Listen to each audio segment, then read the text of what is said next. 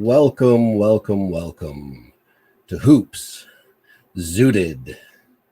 I'm your host, Evan Moore, and it's great to see everybody tonight. And we are here on the eve of our first preseason game of the 23-24 season. And yes, I am very excited. So excited. I cleaned my favorite this is my favorite smoking device. This is my little Rick and Morty bong with the bad Rick and Morty bong, bad Rick and Morty Bart art on it. Here, actually take a look at that. Like, I don't know if that's, Rick and Morty or if that's actually, Rick and Cheech, but anyway, it's my favorite little smoking device. I've got a little bit of glittles in there today. It's about 22%. It's a nice hybrid that has a really nice, like, kind of fruity terpenes to it. It's a really fun, nice strain. I enjoy it. So anyway, let me bring Colin up here so I can take a good hit and say hello to Colin. Hey, doing, Colin? What's up? What's up, Evan? How you doing? Doing good, man. Happy Friday. Same to you, man. So, quick question: Is Glittles a cross between Gorilla Glue and Skittles, or what's that? What's that? Do you know, or is it? I'm not sure. I'm not sure if that's the thing, or if it's just its own kind of Skittles, but it's just because of the crystals. Then maybe they call it Glittles, but I've always wondered that, because it could be a strain between Gorilla Glue. I'm not, since I'm not a strain designer or things like that. I'm not sure. You're not a chemist. I'm just the consumer. So it's a strain that, like, I've seen around in a lot of places, actually, and because I've seen it when I've been in both Nevada and California as well. And in fact, California was the first place that I had tried it. Interesting. So, yeah, I haven't heard of that one. I've seen, obviously, both a bunch of different glue strains and a bunch of different Skittles strains, but I've never heard of Glittles. So yeah, I had to ask. But gotcha. But yeah, it's very possible that it is probably they do that a lot, where they just kind of just meld them together. And so Anyway, let me take a hit here. Yeah, I'll let you enjoy that. I also noticed you got Pickle Rick at the top of that bong, which is hilarious. But for our Rick and Morty fans, the Pickle Rick episode is fucking hilarious. I'm gonna be back on my my pre-roll grind. I realized last week I didn't tell you guys what strain it was, so it is Cookie Glue, which is a hybrid strain. Gonna be smoking another one of these. And then we're having a guest with us today, right, Evan? Yes. Oh, and actually, like, before I get to him real quick, I also just wanted to mention that, like, just another little stoner PSA real quick. I cleaned this bong this afternoon. Only took me about like 20 minutes. And, just a little tip for everybody, like, when you're done cleaning it, a lot of times, it still kind of has that kind of alcohol and that kind of smoky smell. If you just have like a little drop of orange oil, put some water in there, a little drop of orange oil in there, and that will kind of get rid of that smoky smell and kind of refresh your bong after you've cleaned it there. So just a little tip for everybody. But yeah, let's say hi to our new guest here, Rahul. How are you doing, Rahul? Hey, what's up, everybody? How's it going? Glad to be a part of the show. It's great to have you, man. So you excited for the season? Oh my God, I'm ready to go, man. Tomorrow it's preseason, but I'm like, let's just skip preseason already. I wanna see some action. But tomorrow will be definitely a good like a test. Good to see where everyone's at, see how's everything going. Exactly. See visions. That seems to be the consensus amongst all the Laker fans that I'm talking to. We're all like chomping at the bit here, just ready to finally see some action. It's been a long, slow off season for us, and drama free for once. Drama free has been so great. So anyway, one of the things that I want to get into, I think I think that there's a very good possibility that this could be LeBron's final year here. You know, he's dedicated this year to Bronny, Right. and you know, just it's set up for kind of just the perfect, you know, walk off kind of moment if we can win the chip. You For know, sure. now obviously he still has that +1, and you know, I'm hoping he'll sign that +1, keep going. But there's just, you know, you just see these things and like, and I also just think about, you know, what just happened with Bronny, and you know, family is important, and you know, he could just be thinking like, you know, like maybe I need to kind of give up the dream of the two of us playing together and just, you know, kind of let whatever happens happen. Yeah. And, you know, so like, because that's kind of what it felt like to me when he talked about kind of dedicating to Bronny. I'm just curious what you guys thought about that, because that's kind of what I'm feeling. But, you know, I'm hoping that I'm wrong too while I'm kind of feeling this, you know? Yeah, totally. And I felt the same. But the only thing, I guess, the two things that kind of give me solace, or give me hope that he might, you know, continue playing beyond this year. One is it's LeBron. So if he wins this sixth championship this season, I think we all know he's going to probably want to shoot for 7, you know, so he can For sure. try and have one more than Michael. So I think his competitive juices, if he does get the 6th, won't allow him to hang it up and just especially with another. I know it's a player option, but it is technically another year on his contract left. So that, and then also the fact that it does sound like, although Bronny had his, you know, super scary cardiac arrest injury, it does sound like he will come back to basketball. I don't know if it'll be this year or next, but I think as long as Bronny is playing at USC, Southern California, I could see LeBron potentially continuing to play for the Lakers. But you know, Evan's totally right. Maybe we win it this year, and it would definitely be a sort of a fade into the sunset type of deal. But Rahul, what do you think about that?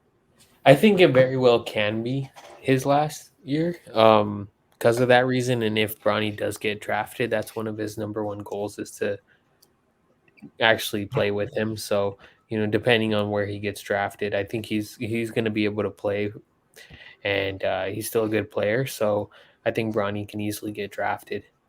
And You so think he'll get? You think he could potentially get drafted this year, or do you think the yeah, injury maybe puts him back a year? hey, even if let's say it puts him back a year at USC, like on the court there, I still think, I mean, then he'll still be eligible for the draft. And, you know, then that, let's just say, like, then maybe he could fall to wherever the Lakers have him, you know. Yeah, I mean, at It's a that point, he could even good be. I fit. hadn't thought about. Yeah, let's say he only plays like a fourth of a season with USC or something. Yeah, he could even go like, you know, an undrafted pick or something. But I I think also he'll still be drafted. Like, let's just say if the Lakers have a pick, I think, and nobody has taken him, I think they'll just take him. yeah, And not just because of his dad, but also because I see the vision. He could be a two-way type of guard, and I see the vision that could be the Lakers have been kind of developing these two-way type of guards. So I could see that vision, and then also then that would help keep Ron there as well for longer. for Yeah. sure. Yeah, definitely going to be super interesting to see kind of how the whole injury and coming back from the injury plays out with Bronny. And specifically, yeah, I think this year with USC, they've got as you all know, I'm a big USC football fan, so I'm also hopping on the USC basketball bandwagon. And they've got a really good team this year. They got, you know, besides Bronny, they brought in the number one recruit in the nation, this kid Isaiah Collier. They got Dennis Rodman's kid, this DJ Rodman, and then they've got some solid returning players. So, yeah, really curious to see how Bronny fits into that, and then kind of what he decides to do after this year in terms of go back to college or try and go pro or what that looks like. Yeah, I was so excited to see him play at USC, and like, yeah, I hope that he's able to come back and play this season. But yeah, you Me know, too. but obviously, you know, whatever is the safest for him is the most important thing. So Totally. sure. yeah, but anyway, you know, then that, you know, that brings us on to, you know, our golden child on the team, you know, AR. And like he seems to earn every accolade that he gets. So like, you know, like he got into the big three picture here for media day. And like, there's a lot of people that, like myself, included, that have been saying that like he is the third best player. So like, it's been great to see him get this recognition, because like I feel like with everything that he's done, like he's earned every bit of this, and it's nice to see. And like he even got like a little star treatment. He's sitting out tomorrow too. Yep. Apparently him and LeBron get to rest tomorrow. Yeah, So, Totally. it's well deserved. yeah. Anyway, like it's great. So I want to hear your thoughts on on our golden child. Oh yeah, I mean it's so great, and me, I'm right there with you, Evan. I'm a huge Austin Reeves fan, and was a very early supporter of his 2 seasons ago when he first started playing with us. But yeah, to see him in that, I was curious on who would they'd put in that, the big three photo. In the past couple years, it's obviously been LeBron, AD, and Russ.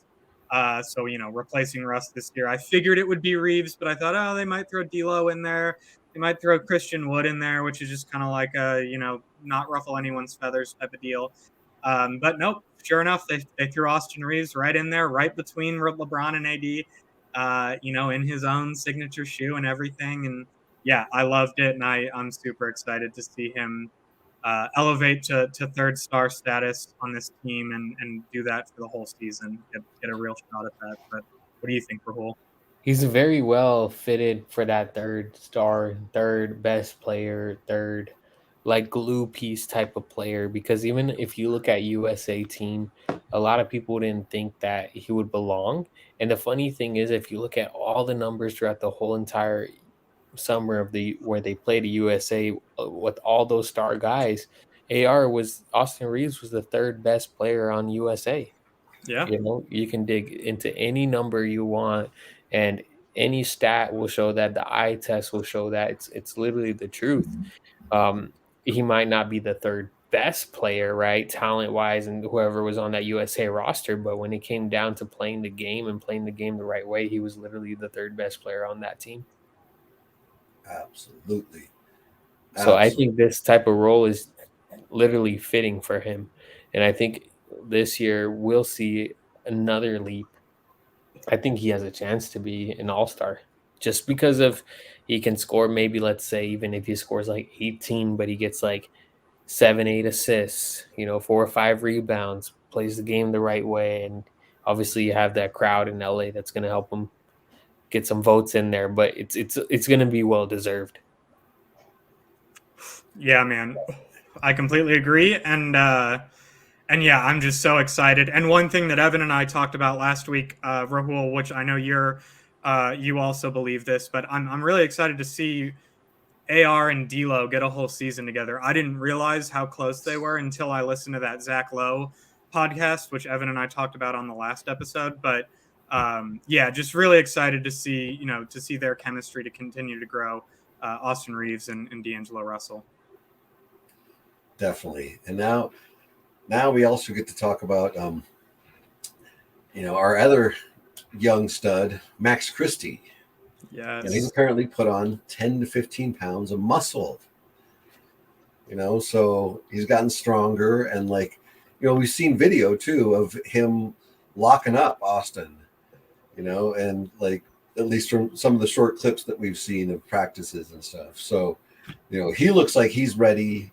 I think personally, as the backup shooting guard, he's going to be hard to supplant. Cam Reddish, I think, is going to, give a good push at it. But, I think Max is hungry, and it's going to be really, really hard to stop him this year. I'm really looking forward to see Max play this year. Yeah, totally. And I think I've been saying too that Cam Reddish is going to give Max a run for his money at that backup shooting guard spot. But the more and more I think about it, just like body type, and just Cam Reddish isn't a 2, he's a 3, and he's always been a 3. I think he could play 2 and make it work, but like Max is an actual 2. His body type is the body type of a shooting guard. Reddish is a little bit bigger, taller, slower. Again, you can probably make it work, but like Evan's saying, I think it's going to be difficult to supplant Max. And just one quick note about Max. Actually, when Evan and I were at Summer League in Vegas together, we went to that first, and Rahul was there too, but he wasn't at the opening night game that when the Lakers played. I think it was the Warriors, and Max Christie went off for like 28. It was at 30.7. I can't remember, Yeah, but it was. I think it was close to 30. Yeah. Yeah, an incredible night. And Evan and I, it was the last game of the night, so Evan and I luckily got to move up seats and sit really close and get an up close look at Max Christie. And that was in July, so he's probably put on even more muscle and gotten even slightly better since then. So very, very excited for him. But Rahul, what are your thoughts on our boy Max? I had to dig up this message that Jovan was saying about Darvin, what he views Max as. It says Ham views Max as a multi-positional wing who can take on various types of assignments, which I think that's really key because I think he can be a guy that can plug and play. He can shoot the 3 ball. He can defend at a high level. He can chase.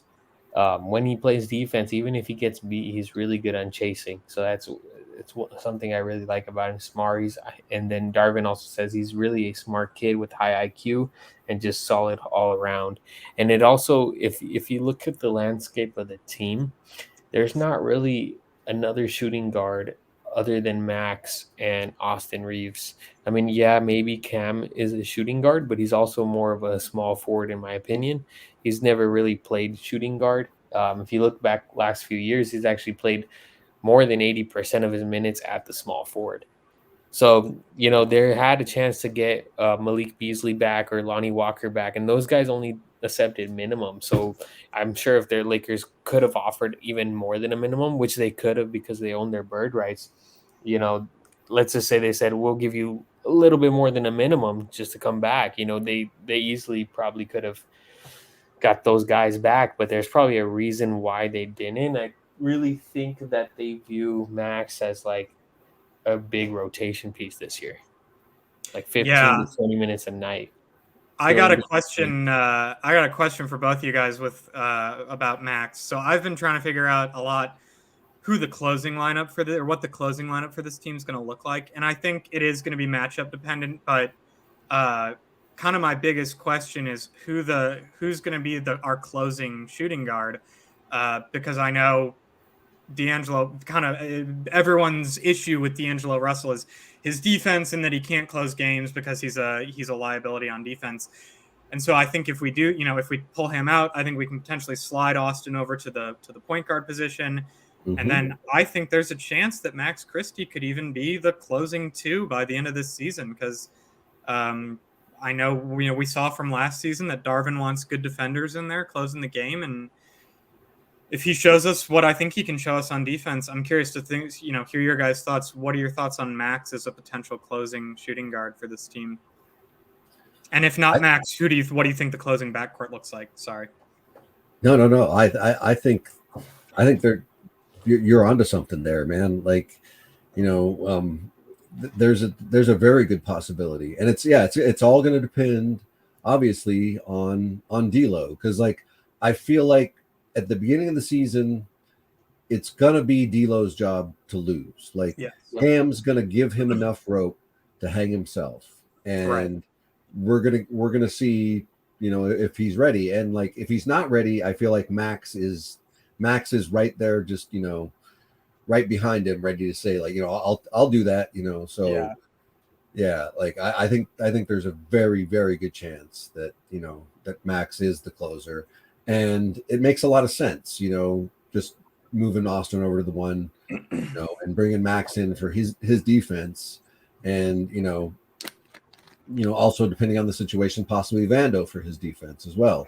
It's just like you said, it is matchup dependent, but it's going to be interesting to see, who's the closing lineup, and and we won't get to see any of that until we get to the regular season. That's the thing, is like, preseason is fun, but we got to remember that, like, the way these games are played, is it's like, you know, coaches basically like, you know, have control and have their, you know, hands on the rope for about like 2.5 to, you know, to 3/4. And for that last quarter to, you know, even 2/4, they just kind of let it go and just, you know, whatever happens. It just kind of becomes a, you know, free form game, almost a street ball game in a lot of ways. So like, you know, that's, you can't take too much stock into the wins and losses for preseason, but you also, you know, for, you know, just confidence purposes, you do want some wins preseason. Yeah, for sure. You gotta at least, you know, try to run some plays and play the game the right way, and that way you build some good habits out there for the games and stuff like that. I do think for the closing lineup, I do think it's I think like you said, Evan, in the beginning, they're definitely going to give it to D'Lo. I think he could be key because if something happens and like, you know, they're doubling Bron or AD, and I think D'Lo still can be really effective in the closing lineup because he can still get you a bucket when kind of if when he really wants to, if he really plays the game the right way and how he played last year during the season. If he's a 40% 3-point shooter, I think he's going to be tough to take out of that lineup, to be honest with you. And I know there's defensive flaws, but I think maybe that fifth guy could be like Vando or somebody like that just to make up with it. Totally. And something you and I have talked about, Rahul, which I truly think is a possibility, is D'Lo's put on a shit ton of weight or a shit ton of muscle this offseason. Like, he's noticeably bigger. And I think one of the Lakers coaches was talking about how much he was in the gym this offseason. I think it might have been Phil Handy, but I'm curious to see if the added muscle from D'Lo helps him out on defense at all. I And I think think it he can. knows that everyone is talking about his defense. So I would imagine he really focused and worked on that this offseason. So I'm curious to hear, you know, what your guys' thoughts are. But I think he could improve on defense from where he was at last year.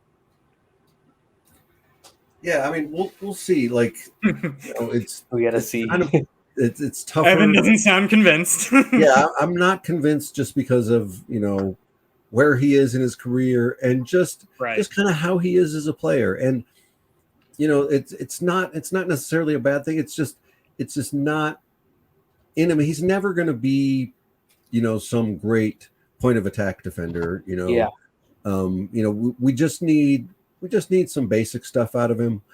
And, you know, I think he realizes that, but like, yeah, we're going to have to see, because like I said, you know, Max is going to put a lot of pressure on him, you know, and Cam Reddish, you know, is possibly going to put a lot of pressure on him too. So, you know, it's really going to be, you know, it's a great problem to have here as a Laker fan. It's so much fun to see. I keep saying it's like, I wish I could be a fly on the wall for some of these scrimmages that they're going to have, because I feel like these scrimmages are just going to be epic between the first and second teams. You know, so anyway, I want to move on to our next topic here, and you know, our new acquisition here at center, Jackson Hayes. You know, he's another guy that is here because of Darvin Ham, and you know, like this now with him and Christian Wood. You know, like there are two guys that have already vocally come out and said that they wanted to come and play here specifically because of Darvin Ham. So I feel like going forward, Ham is going to be, you know, an attraction for free agents. So it's not just Lakers brand.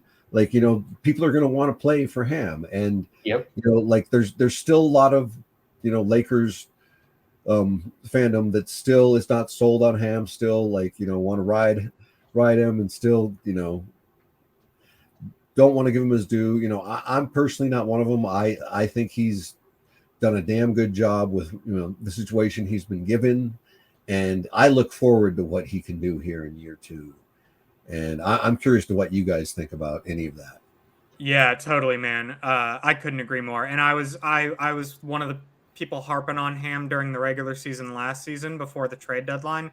But, you know, to see what he did post trade deadline with that team, and how quickly he brought them together and how far he got us in the Western Conference Finals, that was great. And then obviously everything we've seen this offseason, hearing about Christian Wood, Jackson Hayes.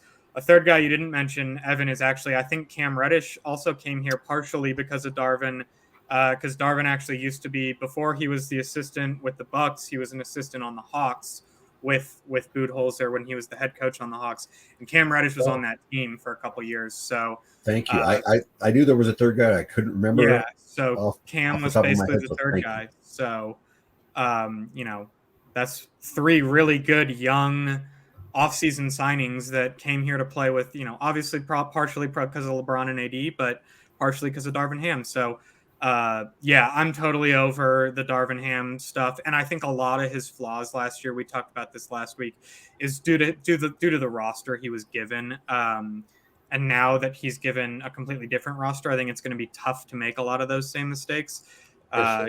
We only have 3 guards like on the entire roster, so to do 3 guard lineups, I doubt we see much of that. So I'm excited, and Rahul, I'm curious to hear your thoughts on Darvin. And we're gonna see what he can do this year because he has a lot better roster. I think that was something to play too, because he didn't really have that many options last year, So let's see how he does it. But I think for the lack of options that they had last year, did a pretty good job if you think of it that way.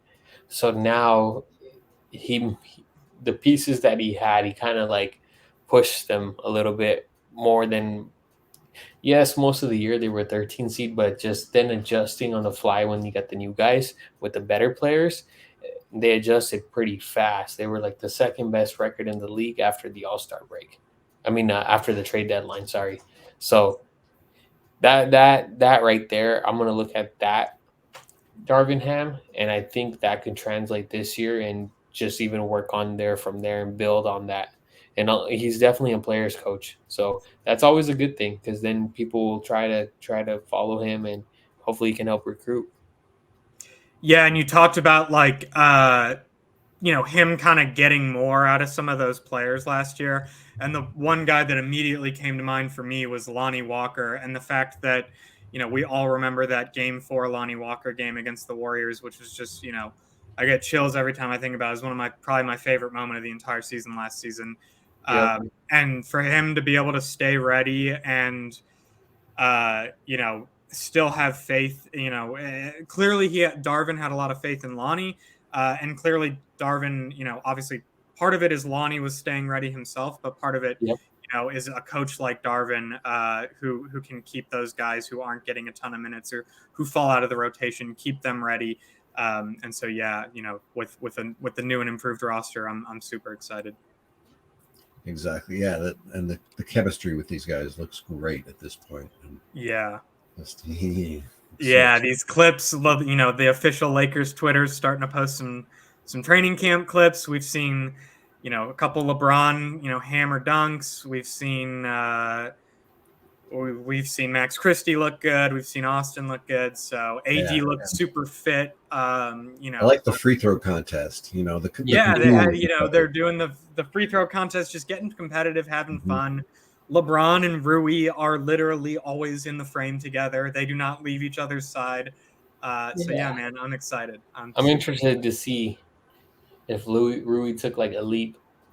That would be really key. Yeah.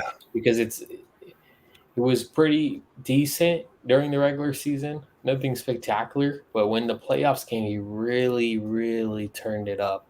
So I'm wondering, like this year, which guy do we get? That was one of the main concerns I had. Like which guy are they going to get this year? Is it the regular season one or is it that playoff one? But with all the work that we've been seeing him do this summer, especially working with LeBron himself and learning new moves and more techniques, I think he's going to get that playoff version. I think that's going to be more of a full-time thing, which is going to be really key for the team. For sure. And one of the things that LeBron revealed on Media Day, so we knew that there had been reports that LeBron and Rui were, working out together in the offseason, and we knew that they were working out together. But LeBron actually revealed on Media Day that Rui traveled with him like the whole. So whenever LeBron went on trips and left town, in the offseason, Rui would go with him so they could work out together. So that really said a lot to me. I figured they were just working out when they were both in LA, but the fact that he like followed LeBron's travel schedule is like some serious That's commitment. crazy. Yeah. So I'm excited, man. I think Rui's going to be awesome, and I think it is going to be that playoff version that we saw. The Daniel-san to Bronze Mr. Miyagi. Dude, yes. I think I posted a tweet about that a couple weeks ago, and LeBron said that too. He's like, "Oh yeah, I call him Danielson. I'm Mr. Miyagi," and I was just like, "Oh man, I'm so excited." And then we also got another guard that put on some pounds, and Cam Reddish also put on some pounds, and he's hungry. Like I feel like he's got something to prove here. Back when he was playing with Duke, like everybody that knows basketball, like pretty much it was consensus that he was the best player on that team. Better than Barrett, better than Zion Williamson. He was considered the leader of that team. And since he's been to the NBA, it's been somewhat of a disappointment for a lot of people, and maybe even himself. So I think personally, like he feels like this is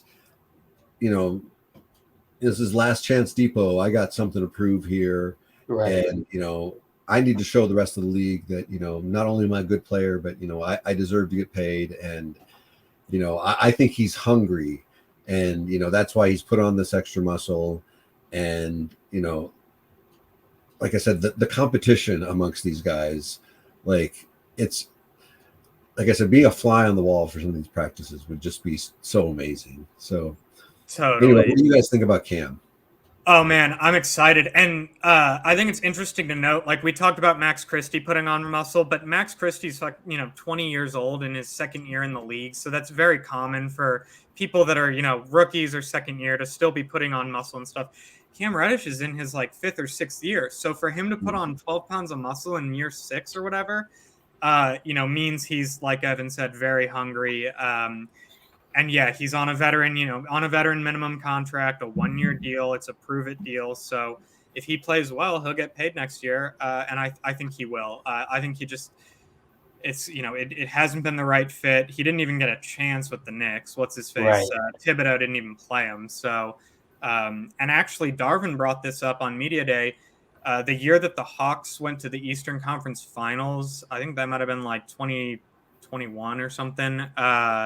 Actually, I think they played the Bucks when Darvin was an assistant on the Bucks, and they ultimately lost. But he was saying, hey, Cam Reddish, go look at Cam Reddish's Eastern Conference Finals stats. Like he played really well in that series, and I think he was like a rookie or a second-year player. So I'm excited, and I'm curious to see what position he plays, but I'm excited to see what he can do. But what about you, Rahul? Yeah, I think he has all the talent in the world. So now we just got to see it come with playing time. He still has all the talent. I just want to see it, right? I just want to see it all come together. I think for him, if he dialed into like a role instead of trying to do everything, I think if he like specifically picked like, hey, I'm going to focus on guarding, maybe defense, and shooting a corner three. Something like that, where he's not like he thinks he's the guy on offense and defense. Like I would like him for this team to kind of find a role. And I think if he does find that role, I think he can really, really turn people's heads because he's really athletic. He has all the tools. He just has to put it all together. I think throughout his whole career, he's been asked to do a little bit different things. And then also the Knicks situation was weird. But I think if we just give him a job and then he goes in and does his job on this team, I think he'll be a really good piece. Definitely. And so that brings us to our next player, here, Christian Wood, who I'm going to still, do a victory lap. I called this after Summer League. That's right. Christian Wood was going to be a Laker. So anyway, and like what's made me really excited is the way he's talked in media day so far, just I've been so impressed about his professionalism and his hunger too. And he's been talking about his focus on D, and apparently, like at practice, he was noted as being very active and very vocal in practice Right. on defense. So I'm really excited about that because, that's the one knock on him that everybody's been giving him is that, yeah, he's great offensively, but he's a cone defensively. And like, that's ridiculous to call him a cone. He's not the greatest defender, but he's not a superior defender, obviously. Exactly. So, but the fact that he wants to work on it, I mean, that's the only way you get better at these things. You got to have it, you got to want to, and especially with defense, you got to have a want to. So I'm super excited to hear that from Christian Wood, and it just makes me want to do another victory lap because I called this and he's up in his defense and wanting to do mold this how Ham wants it. So that makes me really excited. Yeah, and he's also on a prove it deal. So he's also gotta play well to earn his next contract, which I think he will. There's no better big man to learn defense from in the NBA than Anthony Davis. So to be able to have him for Christian Wood to be able to watch AD as a role model, specifically on defense, and learn from AD and learn just some of the technique things and the way he thinks about things, I think that's going to be awesome. We also found out this week that AD, I think, said in an interview, they asked him, "Are you primarily a 5 and a backup 4, or are you primarily a 4 and a backup 5?" And AD's like, "I don't really know, but I'm basically just a big man." So it does sound like that we might see lineups where AD's at the 4, or maybe him and Wood are together, which I'm super curious to see what that looks like with kind of a too big lineup with. Me too. I think that would be really interesting because he does block some shots. So I don't know, like he's not like a full on traffic cone. That I don't think that's true. Yeah, He does block some shots, so he does give you some sort of rim protection. He's very tall and agile, and I think with proper, if he just tries harder, I think automatically that's a big difference on his defense. But I think he's going to be a candidate for 6th man of the year. This guy can put up 18 to 20 points any given night. And if there's a night where back to back or something, AD or LeBron is off, boom, he's easily adjusted into the starting lineup. A lot of the scoring punch is still there. I think that he's like getting him at the veteran minimum was probably the best value signing, along with getting Reeves, at his contract. Those are some great value contracts this summer. Totally. Absolutely. Yeah, that's a great point about their value. Like, because, I mean, having that, that valuable of a player on your bench, for that cheap, that's a pretty damn nice luxury to have that a lot of teams don't have. What, top 5 and 6th man of the year last year? So it's like, it's not like they got a horrible player. This guy dropped 18 a game. Yeah. Mm-hmm. Yeah. And he deserved a bigger contract. And it's, a lot of this was apparently just because of a reputation that he had of just being a little difficult. And so, like, that's the other thing, like, that made me happy about the way he's been acting in media day. He seems determined to kind of like prove that wrong, erase that perception. Yep. And, I'm really stoked about that. So, on to our next player, and like I'm really glad that you're here for this, Rahul, because you were also there for Summer League. And this next guy, like, I think there's a real big difference, like when you see him on the screen as opposed to seeing him live, because he is a real 6'6", like a good, solid, durable 6'6", and this is JHS. And, when I saw him at Summer League, I was kind of taken aback, and I was just like, this guy's got an NBA body already. Yep. And, there was a lot of criticism that he got for not being the greatest shooter at summer league. Yeah, for But sure. you know, as somebody myself who who's played a lot of guard as well, like watching his game, he has all the capabilities that you need, to be a good point guard, other than having a good shot, and that will come with time and practice. So, like, I'm really excited about JHS, and obviously, like the reports coming out of, camp already. I'm not the only one who's excited. Anthony Davis has said that he's really excited about it, and I think a few others as well. So, Everybody. like, yeah, like I think the first one was D'Lo. I think everybody's literally giving him compliments. Austin did this.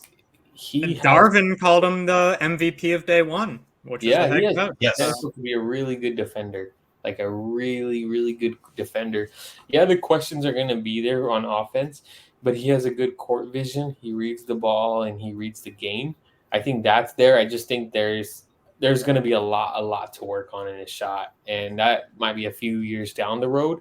But right now, I think he's a capable body defender, and not even just an average one. I think he's going to be a good defender right away.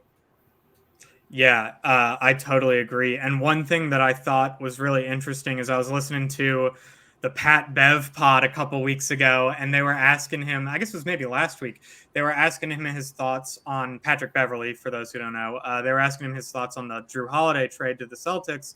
And he was saying, and they were just, one of the questions was like, what do you think? What's the difference between a defender like Jrue Holiday and a defender like Marcus Smart? Like, did the Celtics improve or did they get worse on defense? And Pat Bev was like, oh, they're both great defenders, but they totally improved. And the reason because of that is because Jrue is a 6'5" guard, which is much taller than most guards. And so he can just like shut anyone's water off.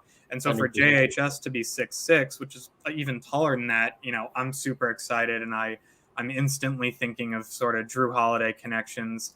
And he's just super impressive. Like Evan said, we saw him in Summer League Live. I've heard him in a couple interviews. He's got like a plant-based diet. I've already been calling him the plant-based god. Got to get that trademarked. But yeah, Plants we talking. for a 19-year-old kid to be taking his diet that seriously and his training that seriously is just such a good sign. And to have role models and leaders like LeBron and AD to kind of show him the way is super exciting. So yeah, I'm all about JHS. That's perfect little segue here. You bringing up Right. Jrue, because Jrue just got traded to the Celtics. Yes. And like this one, like I saw this one coming too. Like I had a feeling like They're going to get him. he's going to come back to the East and haunt the Bucks, like Totally.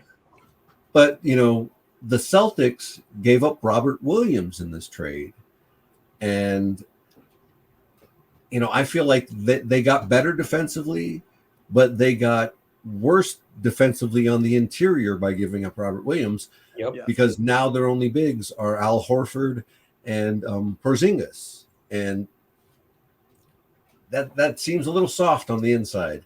And I think they're going to have some trouble with Embiid, and they definitely have trouble with Jokic and with AD. So, like I'm not so sure. Like I think this is an improvement for the Celtics, but it's going to be a hard battle there in the East still, between them and the Bucks. And don't count out, like there's also the dark horse that nobody is talking about that do have the big men that are also going to threaten them, and that's Cleveland. Yep. So it's not so easy in the East as everybody thinks it is. So what do you guys think? Yeah, man, I agree about the Robbie Williams point. He's first of all, he's young. He's 25. And he's just an incredible defender. I think they call him like the Time Lord in Boston or something. But and Evan brings up a good point. The fact that now their two main big men are Porzingis, who's not known for his defense and who's very injury prone. And then Al Horford, who is known for his defense, but he's going to be, I think, 37 this years old. So, he's going to fall off a cliff at some point. I already Things thought it was hold going to up. happen a couple seasons ago. So, and he's still been playing better than I thought. So, with that to be your only back or your only front court, it's or backcourt, it's not looking too good. But yeah, curious to hear what Ra thinks. Man, I think they gave up a lot of assets to get him, but that's a championship type move, which I know it's kind of not the best thing to say about the Celtics, right? But that was a good Starting move. lineup is great. You gotta give your hat off to them because that getting a guy like that. Now there you go. There's your Dame stopper right there. 2 days later you got your Dame stopper and kind of restored their balance between the Bucks and Celtics. So, but they're going to be definitely weak on the front court. They're probably going to add some players. So that's what I'm looking to see who they add. But their depth though after their starting unit kind of gets a little thin. So that's going to be an interesting dynamic in the playoffs. Let's see if they have enough players all around. Yeah, I wonder if a guy that I've seen a lot connected to them in terms of adding more depth for big men is Bismack Biyombo. I'm curious to think, what are your guys' thoughts about the Celtics possibly picking up Biyombo or one of those other free agent bigs? I don't know how much that's going to They do. need to. I mean, that's they Yeah. need to get some more guys for sure. They need Yeah, something. and Yeah, exactly. Rob brought up that's a good point. I don't know how much to do, but they need to do something. Right. Yeah, They do have the trade exception for Grant Williams. So, that's right. if somebody wants to dump a player, maybe a big, it's about 10 to 12 million, I think. Yeah, And in that, look out for, I think they've traded for him a few times already. Daniel Tice, somebody like that. He's making like 9 million, basically an expiring next year as a team option. They could just easily decline it. Maybe he's not in the Pacers' long-term plans, but that could be a decent third big for them. Something like that. I could see something like that happening.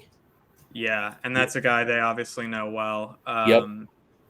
And I'm really interesting. You brought up Raw. They found their Dame stopper, and that brings up a good point. A Celtics Bucks Eastern Conference Finals would be so electric in terms of you got Jrue Holiday playing against his old team. Yep. You got Dame trying to prove himself finally, and win his first ring. He would be in his first conference finals, I think. No, he went to the great conference story. finals, I think. Did they go? Blazers made it to the Western Conference Yeah. Finals? I guess they did. Yeah. Okay. 1 year.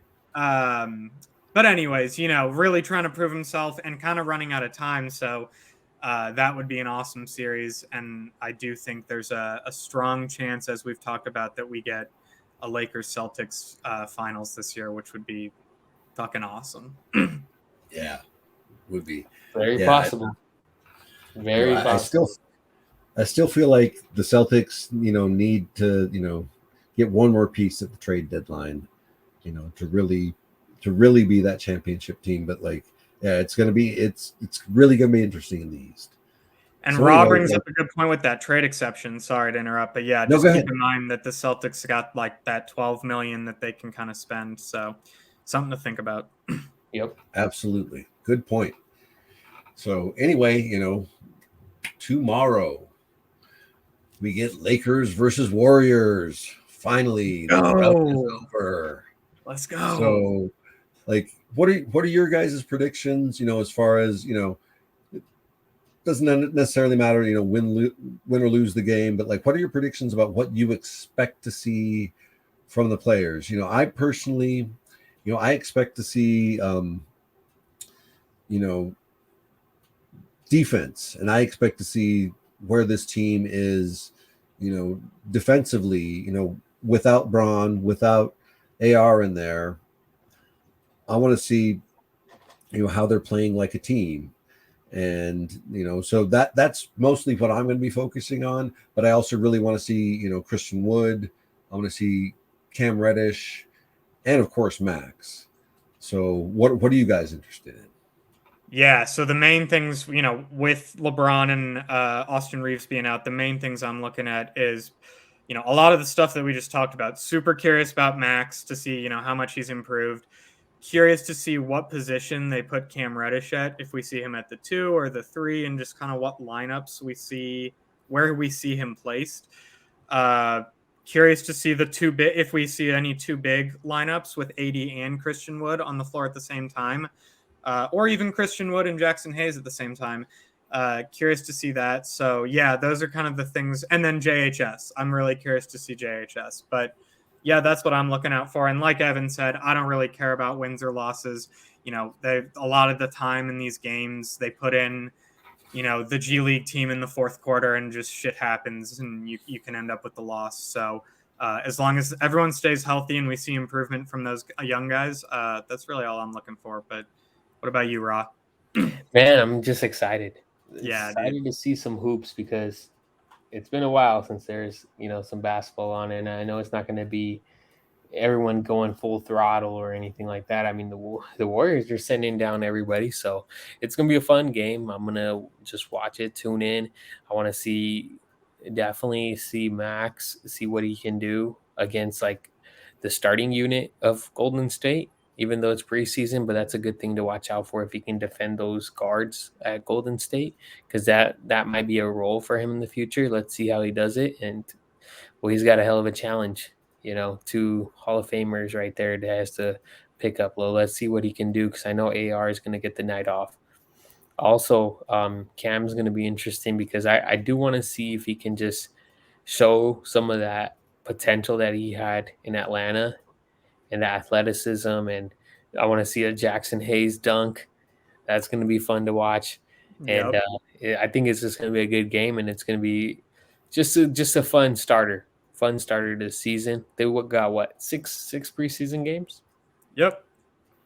So I'm pretty sure. Let's see if AD is playing in tomorrow. Nothing's been announced, but that might mean he is. So it's going to be fun to see. Yeah, I think Evan and I were talking about it before the show. I think we probably would have heard about AD by now if he wasn't playing. But so I agree with Ra that I think he will play. And another guy that I'm looking out for that I didn't mention, who I'm really curious about in general, because I've been hearing mixed things, and that's Taurean Prince, who we picked up. Yep. So there's been some whispers or some rumblings this past week, mainly from Jovan Buha, about that Prince could potentially be that 5th starter. I don't personally see it, but I think it's either going to be Rui or Vando in the regular season. But very interested to see what he looks like tomorrow, Taurean Prince. So that's another guy to watch out for too. Absolutely. And speaking of the Warriors, this is really interesting to me. And this is not a troll at Warriors fans. I just wonder how they're going to make it work this year, because this is a really short team. The starting lineup that they're going to roll out to us tomorrow is supposedly going to be Steph, CP3, Clay, Wiggins, and Looney. And I've heard when Draymond is healthy again, Draymond's going to slip in there and replace Looney. And there's talk of, even though you got Wiggins there at the 4, like Clay apparently is the guy that they want to guard the 4 though. Yeah, because they don't want Clay to guard 3s right now, so they have to, right? Because you'd rather have him guard 3s. So it's like by default now.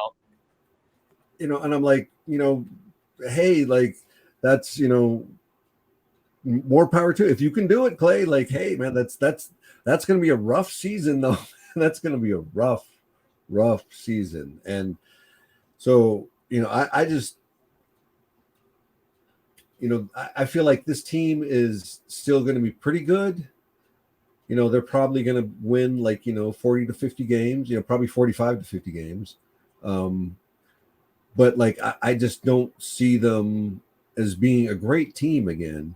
And also as like what we just went through as Laker fans, like I feel like kind of like like maybe the curse kind of just rubbed off on them or something. I don't that's the silly way to look at it. But you know what I mean? Like, just it's kind of nice that we're not dealing with that now. But like, if I was a Warrior fan and I was looking at that team, my basic point is I would be worried. I would be like, how the hell are we going to do this? So I'm curious what you think about all this small ball, because I think that there's also a slow trend kind of away from small ball Again, and, yeah. shooting the three more often, so I'm curious what you think about both of those things. Yeah, man, it's gonna be interesting. Like they are very small. Like compared to you got CP3 as your shooting guard, and then Steph Curry and then Clay Wiggins. And I mean, I was saying like not saying it's a good thing that Draymond got hurt, but if they had to unleash Draymond as a center every day, I think they might realize their senses while he's out that Looney might be better off being a center because it's going to get rough if they have that Yeah. starting five, Draymond at the five. There's nobody taller than 6'6". I don't know how that's going to work. And their bench is not looking that good either. A bunch of veteran minimum guys. Yeah, I don't see how you keep Looney out of that starting lineup. Like, you need him in that starting lineup to compete in the West, I feel like. So, yeah, it seems crazy to me. Like, Yeah. anyway, Colin. They're super small, and we've seen small ball lineups work, and we've even seen the Warriors make small ball lineups work in the past. But the way it works is if you have young, very athletic player. They don't necessarily have to be young, but athletic, in shape players that can just run all day. And we know Steph Curry can do that. He's probably one of the most in shape players in the league. But other than him, you traded Jordan, basically swapped Jordan Poole for 38-year-old Chris Paul, who we know can't run all day anymore at this age. Clay can't do that anymore. Draymond can't do that anymore. So yeah, you've got like Steph and Wiggins who can probably hang in there. But, besides that, yeah, I think you guys are right. They're going to have to play Looney over Draymond. Otherwise, they'll be too small. And eventually, I think they're going to have to bring Chris Paul off the bench and probably put a guy like Kuminga in there or something. But yeah, that's for them to figure out and not us. That's their problem, not ours. And like Evan said, I'm happy to not be in that position and to be out of all that bullshit and just to be like have a set roster. We know for the most part what everyone's roles are. And yeah, it feels good to be able to just kind of sit and watch it and laugh at the Warriors. I love that meme template of the dude taking a dab as like two people are fighting. That's what the Lakers. That's what we are as Lakers fans right now. Just eating popcorn, watching the Warriors show, and seeing what's gonna happen. Yeah, it's going to be funny. It's going to be a fun year. Thank you guys so much for having me on as you guys continue your show and make sure everyone tunes in. This was a great episode to be with you guys and talk basketball and, talk Lakers basketball and some trades that we got into. That's definitely what I enjoy talking about. So thank you guys so much for having me. Yeah, for sure, Well, bro. Thanks for coming on, and yeah, well, definitely would love to have you back sometime. So, Thank you. Absolutely. have a great rest of your Friday. Enjoy your weekend, and stay zooted. Stay yeah, zooted. absolutely, man. We really appreciate you being here, man. Like, you're a big part of why we are here today. So, I really appreciate you, Rahul. Thank you for coming on. This was great. Yep. And, have a good night and stay zooted, brother. Stay zooted, guys. Have a good one. Later. So yeah, our next, now that we got our little Warriors bash in, our next topic is James Harden. So there's been some developments with the James Harden story. He's still on the Sixers. He has not been traded yet. However, he did kind of backtrack on, I'm going to show up to training camp and make Daryl Morey's life hell. He did show up to training camp, but apparently he was a good little boy, and he practiced and kind of kept his mouth shut. And actually, I've heard nothing but good things about how he acted. So. And then after that, we've heard a couple of pieces of news. Joel Embiid said he's committed to playing for Team USA, which tells me that he may not be super worried about what happens in the regular season this year if he's going to play full summer. And then just this afternoon, we found out that the Clippers are making a strong push to trade for James Harden. So kind of a lot going on here, and interested to kind of get your take on what's going on with the James Harden drama. Yeah, yeah. There's a lot to unpack here. Yeah. You know, I think James is in an interesting situation here in Philly. I think that Morey really wants to hang on to him. Morey, like his success is kind of tied to James Harden's success. And, I kind of feel like, he doesn't want to get rid of him because it's like, kind of admitting that he's been a failure here in Philly.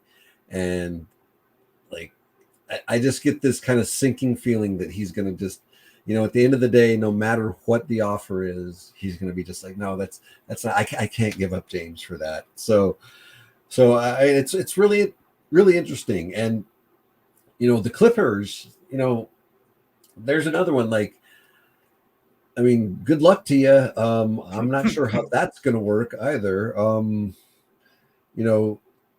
Like, yeah, I've looked at, different structures of how, you could possibly trade him. And like, it just, that team still, like, I still look at that team as just nothing more than a collection of pieces. It's not a team. Yep. It's a collection of pieces of really good players. And, they can win on any given night, but like trying to win a series with that team, just because of, there's not any kind of continuity, it feels like, with that team. So yeah, like, so I don't know how any of that will work. And, and the whole Embiid thing, that's really interesting too. Because like you said, it really tells me, given his injury history, like if he's committing to it now, he's kind of saying like, well, I have no idea what's going to go on with this Harden thing anyway. So I really want to win. So I'd like to play in the summertime. That's the vibe that I'm getting from him. It's like, he just wants to be on a winning team, and, that's also kind of exciting too, of like having him on the USA team, like him coming off the bench, like, when you're looking at the rest of that team, because that's, probably what's going to happen. Like, man, that's going to be fun too. And so, on a side note, but like, man, this whole Harden drama, I think at the end of the day, no matter what the Clippers offer, I have this sinking feeling in my stomach that Morey's going to just be like, I can't do it, Totally. And so, yeah, a couple things to unpack, like you said. But in response to the Clippers stuff, you're right. I have no idea how it would work. The proposed package that's been floating around there for a Harden Clippers trade is Terrence Mann, like 2 first-round picks, and then a couple of pick swaps. So basically Terrence Mann and a shitload of picks for James Harden. So then you've got, on the Clippers, you've got Russell Westbrook, James Harden, Kawhi Leonard, Paul George, and then probably Zubac as your big. So if you play both Harden and Russ, that's just a horrible fit. But then we already know what happens if you try and bring Russ off the bench. That creates a whole nother set of issues within the team. So it just doesn't make sense to me. And then also looking at it from Philly's side, I actually could see them. The only package I think they would accept is Terrence Mann and a shitload of picks, because if you plug Terrence Mann into that lineup, you let Tyrese. It would basically be Tyrese Maxey at the point guard. Terrence Mann would be your shooting guard. They signed Kelly Oubre to be their starting small forward. And then you've got Tobias Harris and Joel Embiid. Like, that's a really fucking good starting 5. And Terrence Mann is like 26 or 27 years old. So you're basically replacing, a 33-year-old Harden, who, granted, Terrence Mann's probably not quite as good as Harden. Harden, I think, led the NBA in assists last year for them. But, you're getting rid of that nasty contract that Harden has. You're replacing it with someone young who can still grow, who's like, I've heard nothing but great things about Terrence Mann in terms of just like the locker room, and like he's causes no problems at all. So that's the only trade I could see working. But then, yeah, from the Clippers perspective, it's like, why would you trade Terrence Mann for James Harden? Well, you've already got Russell Westbrook. And so I don't know how it's going to happen or how it's going to work out, but I think likely we might just see Harden kind of just come back and play with the Sixers. And I think that could be a good team too, since they signed Kelly Oubre. That was a big talk about value signings. Kelly Oubre on a veteran minimum is big for them. So if they can keep Harden and get him to actually try and not like do some fat suit bullshit, they could be good too. So we'll see how it plays out, but definitely soap opera so far. Yeah, absolutely. And like, the other team that I've heard, being shot around was Miami. Yeah. And I my impression on that is like, they ring and like Pat Riley's not going to answer when he sees who it is on the caller ID. No. Totally. So, and then again, you'd be swapping like I'm sure it'd be probably Tyler Herro, a package centered around Tyler Herro. And I'm not a huge Tyler Herro fan at all, or like I think he's fine, but like I don't think he's a great fit on that Heat team.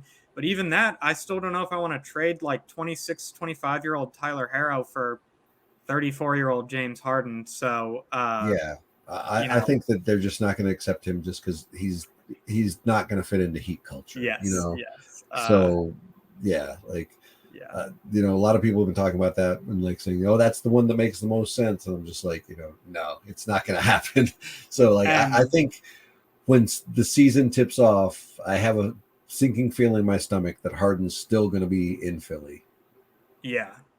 Which is fine with me. Keep him in the East. We don't have to really worry about him unless we see him in the finals, which I don't think they can make it past the Bucks or the Celtics unless there's some major injuries. So again, we're just sitting back and eating popcorn, watching the drama unfold. Mm-hmm. And it's really, the best option that Philly has for this season, in my opinion, too, to stay competitive. So, I we'll see. But like, my sinking feeling is that Harden is going nowhere. Yeah. So anyway, on to the next thing. And Jokic is apparently, completely unimpressed to be the champion. So he was asked this summer, if it's the most fun he's ever had. And his reply was, nah, actually, it's the opposite. We played 2.5 extra months. So, like, as somebody like myself who loves the game, like this really sticks in my craw. Like this really just like this annoys me to no end. Like, like you don't even care. Like you're mad that you had to play an extra 2.5 months. You got the championship, but like, it screwed up my summer a little bit. Like, God damn it. It cut into my chariot riding time. I was even joking on the timeline that, if Jokic wins again, lazy people are just going to be insufferable, like he doesn't care. And so like everybody's going to be like, hey, look at Jokic. God damn it. For sure. No. It's going to be moving to a 4-day work week next thing you know. And yeah. So like, I dig Jokic. At least I could laugh about it, but like, it like I said, as somebody who loves the game, it just sticks in my craw. Just like, damn you. Yeah. For sure. And I go back and forth. I do actually have a lot of respect for Jokic. I think he's hilarious. I think his nickname in Denver, I have a couple buddies from Denver that are diehard Nuggets fans, and they all call him Big Honey, which is just a fucking hilarious nickname. He literally is just like a big honey bear. But like, I also just kind of love, like we were just talking about James Harden, right? Like James Harden's been the most drama-filled player for the past, I don't know how many seasons. It's just always bullshit. And talk about just like the least drama, the least like, literally just set it and forget it. Like you just pay the guy and he's going to show up. He's going to be good. He's not going to bitch. He's going to leave the country in the off season and come back right on time. And like, yeah, he's going to have these weird, quirky interviews where it's clear that he like isn't totally in love with basketball. But like, when I compare him to a guy like Harden, I'll take Jokic 10 out of 10 times, even though, yes, it does bother me that it's clear, he's not a LeBron or a Jordan or a Kobe that is just fucking psycho in love with the game. That's it is frustrating, but it's also just funny and cool to see. We've never really like Jokic and Luka are probably, and maybe like Dirk Nowitzki. I don't know. I'm trying to think of examples of guys like them in the past. But even Dirk was like so committed to his work and his practice and his craft. And not that Jokic isn't, but I don't know, man. Yeah, it's just you get the vibe that he's not training super hard in the off season. But hey, if he can make it work, all the more power to him. And shit, if he did train as hard as LeBron, he'd probably be even more of an issue for the Lakers. So let him keep doing the honey bear regimen. That's fine with me. Yeah, if he wasn't so lovable himself, like it would really tick me off. But, Yeah. like at least kind of figure forgive him a little bit for Like but, you compare him to Mike Malone, especially too. Like I'm fucking pissed. Like at Mike Malone. Like AD talked about it at media day. Like it's all smoke on opening night for Mike Malone. But yeah, Jokic, he never did he never rubbed anything in any dirt in the Lakers' face. I don't think he made any comments about the Lakers. Like and he played a fucking incredible series. Like if anyone could have talked, it would have been him. So yeah, fuck Mike Malone. Jokic is whatever. But exactly. Yeah. Always respect for hoopers, man. So. Yeah. So that moves us on to some football now. Yes. And, last time we talked, your team had already played, right. And, we haven't had another game of your team yet. So, but since then, my Ravens, dismantled Cleveland on the road, which was pretty damn nice.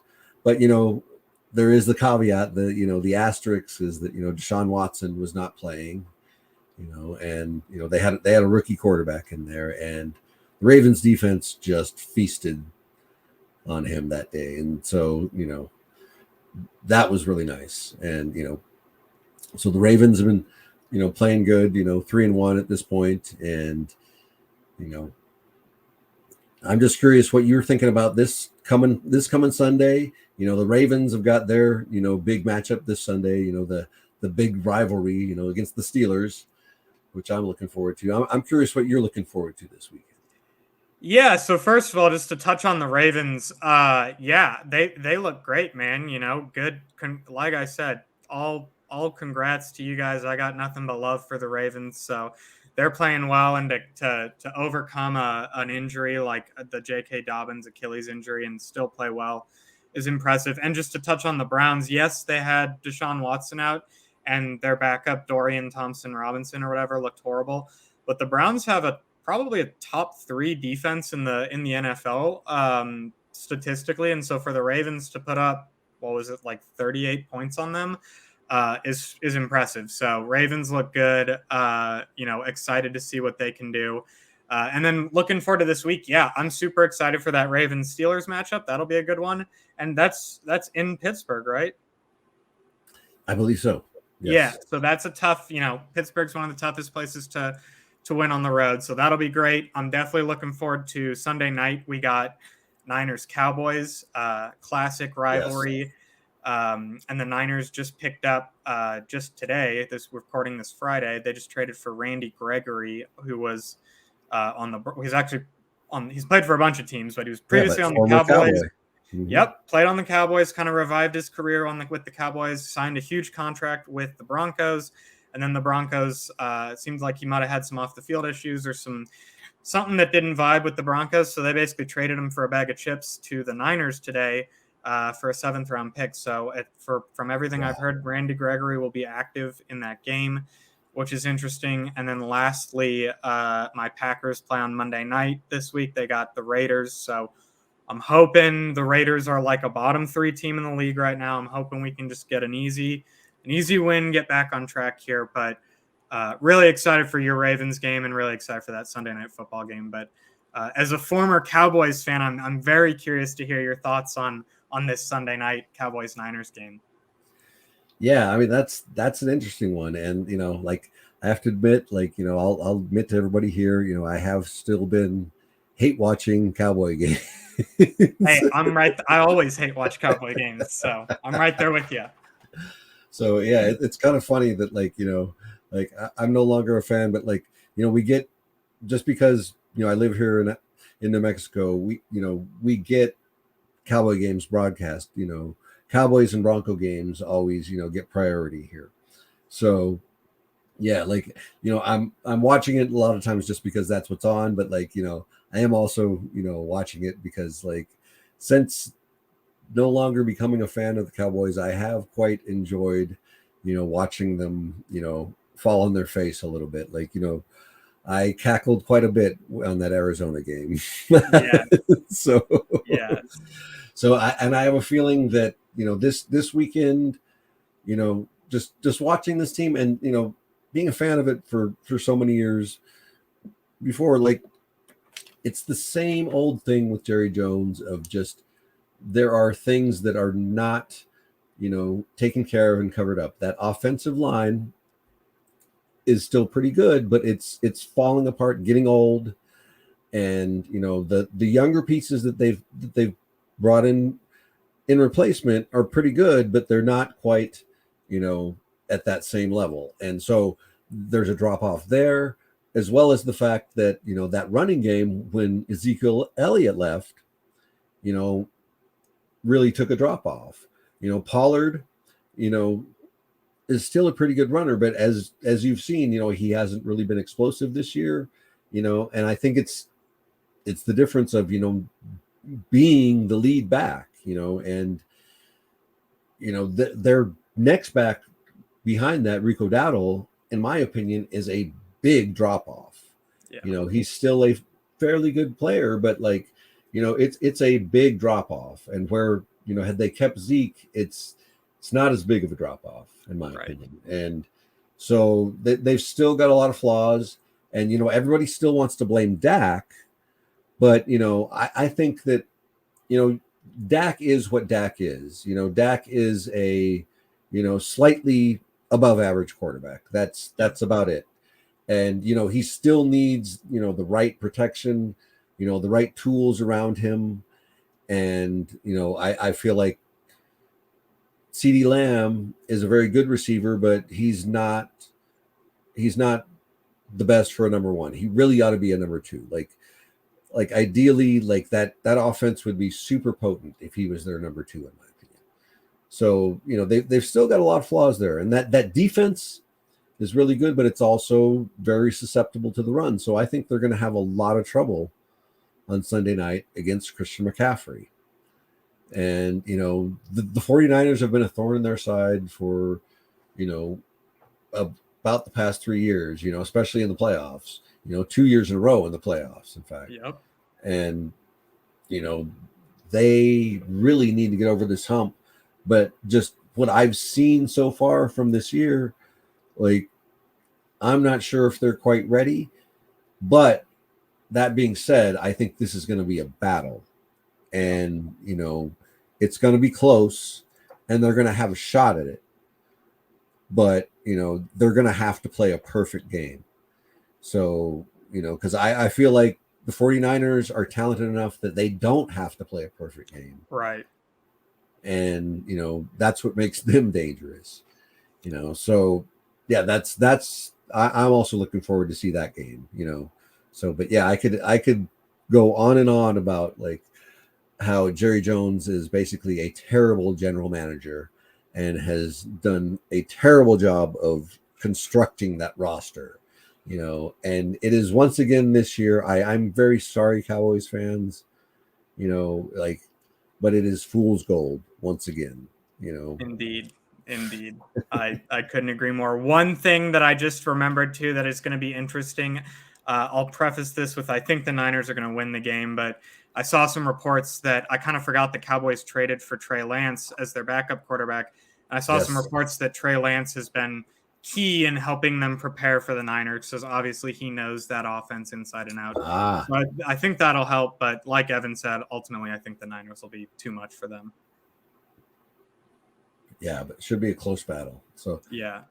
So anyway, we're going to get on to our weekly segment here, our historical stoner circle. So I'm gonna kick it off, and I'll kick it to Colin here.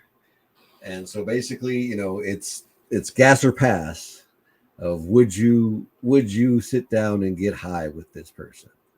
So the first one on the list is Cleopatra.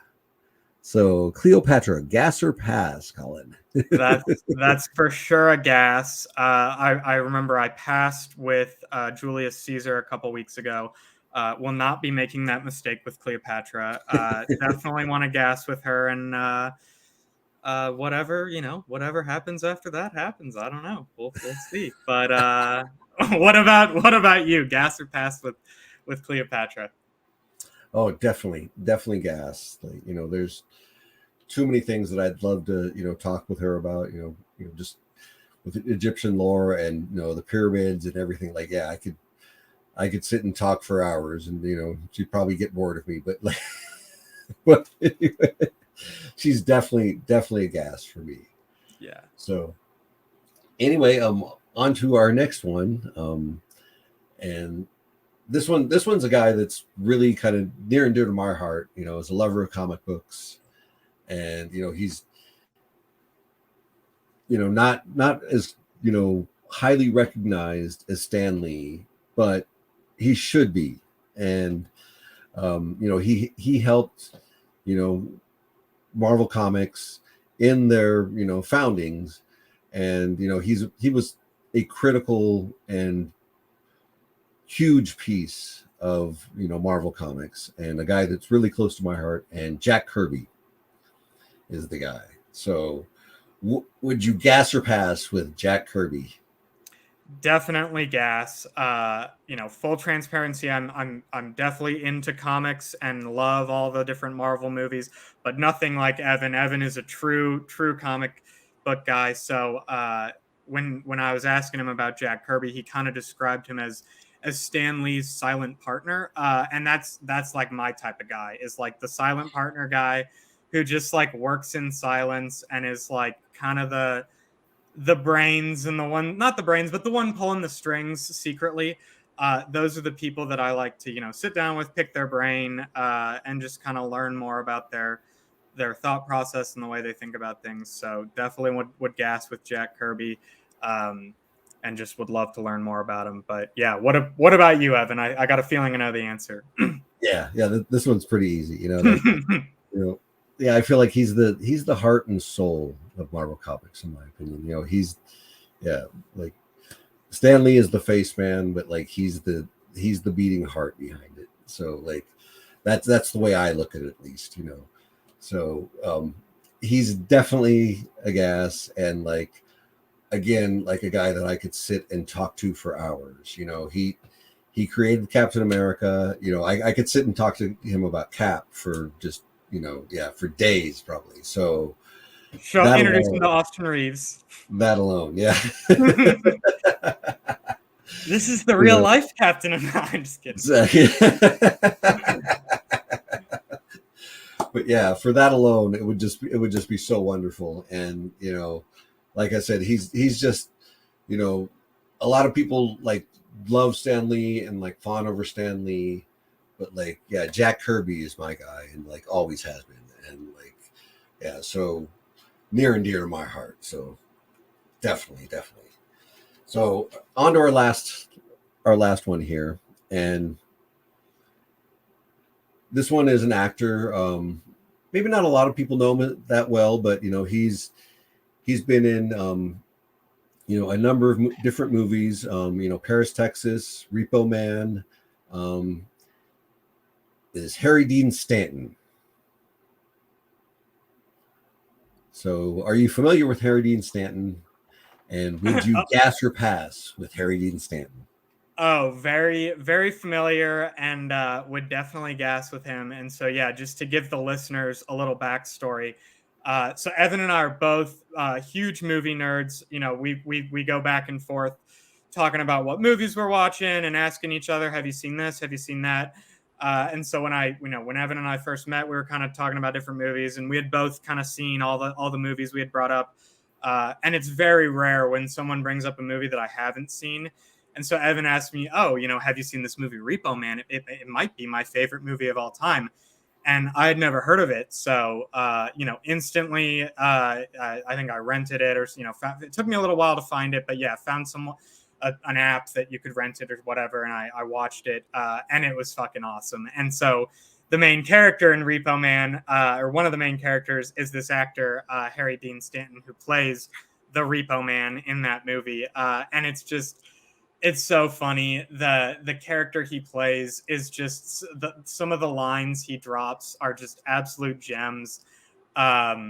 It's this, I'll let Evan kind of go deeper into the movie and his character, but it's just a very much a cult classic movie, and his character is so funny. So yes, would love to gas with Harry Dean Stanton and talk to him about Repo Man. Also, Paris, Texas, great movie. Forgot he was in that, crazy horror film. So yeah, would love to ask him about those, and just, have him repeat some of the one-liners in Repo Man. So what about you, Evan? Gas or pass?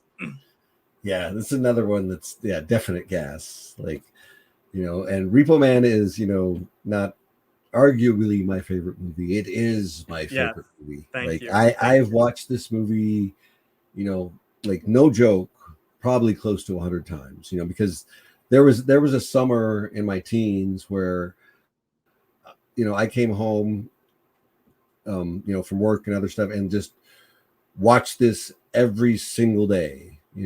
Like I was addicted to this movie, and still to this day, I still watch it at least once, maybe twice a year, because it's like comfort food. It's, like I can put it on in the background, and it's got so many great one-liners in it. And, Harry Dean Stanton is just awesome in that movie. Like, like saying great things like, life of Repo Man is always intense,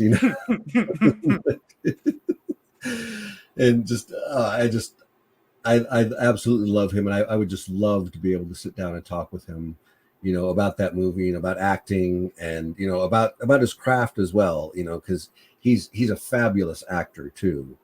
And, like he was given great lines in Repo Man, but like, I feel like his delivery just like really makes, everything, Oh, totally. Like they're sitting in the car and he's like, ordinary fucking people, I hate them, like, as he's ripping a cig. Yeah. It's just, just great. It just, so, like absolutely would, gas with him. And like another one that like I could spend hours, even days talking with. So and anyway, for all the listeners, check out Repo Man. Yes. All Evan deserves his flowers for that one. He introduced me to it. I totally give it my stamp of approval. Tough to find. I think you can rent it on Amazon for like $3. That's what I did, and you get it for like 48 hours or something. So everyone check out Repo Man. Fucking awesome movie. Awesome movie. It's a really weird movie. It's definitely not for everybody. But like if you like kind of like, funny offbeat humor, and you'll dig it in that if respect. You're into this podcast, just know what you're getting into if you're going to get into Repo Man, because it's a bizarre movie. It's a bizarre movie, but like it is my favorite movie of all time. And I have a feeling our podcast and Repo Man might share a demographic. So anyway. So anyway, we've come to the close of another episode, and once again, it's been great having you here, and great doing another episode, and another shout out to Rahul. Thank you again for being here, and jumping on last minute, especially, like really appreciate you for that. So anyway, Colin, you got anything last second to say before I sign off here? That's it, man. Yeah. Shout out to Ra. Thanks for coming on. We got first game of Lakers basketball tomorrow. So, by this time next week, we'll be we'll be giving our thoughts on the games, and we'll be from here on out probably have a game every week. So I can't wait, and yeah, man, just excited to keep it rolling. Well, right on, man. Like I said, we got game tomorrow, so Yes. time to get excited again. It's here. So anyway, everybody, peace out and stay zooted. I hope you all have a great weekend.